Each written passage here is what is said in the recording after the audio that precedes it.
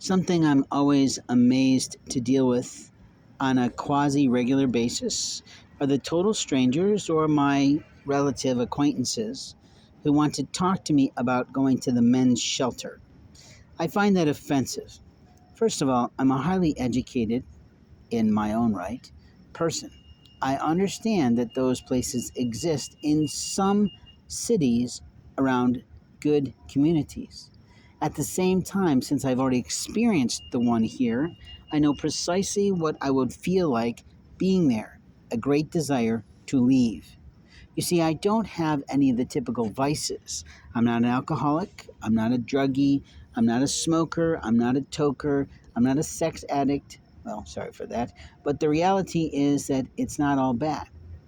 But when a man has property values in a bag, in a suitcase, in a piece of luggage, or even in a rollator cart, as I like to call my open car, since I lost my actual business vehicle titled by the state to my business to law enforcement who lied, stole, and cheated me out of my life, I have to say, I don't need some total stranger pawing their way through my property bags, putting their dirty, filthy socks in my suitcases as if it's a joke that I'm supposed to do their laundry.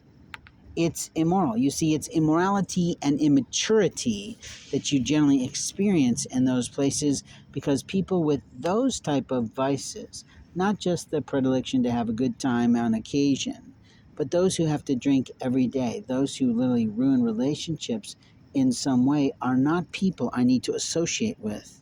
And what do we tell our children? We tell them don't do things with strangers. We tell them don't receive food from strangers. We tell them don't receive a beverage from a stranger. And yet this morning, one of the first solicitations I got when I was sitting just enjoying the morning sun up going on and the birds sort of coming towards the lake after a day of them not being there much at all, what I got was a man driving up in a truck trying to give me some homemade iced tea. I didn't really appreciate that. We aren't a society that does that. Now, I appreciate that he's trying to be kind and thoughtful in his mind. Or was he actually a predator trying to taint the beverage so that he could take something of mine?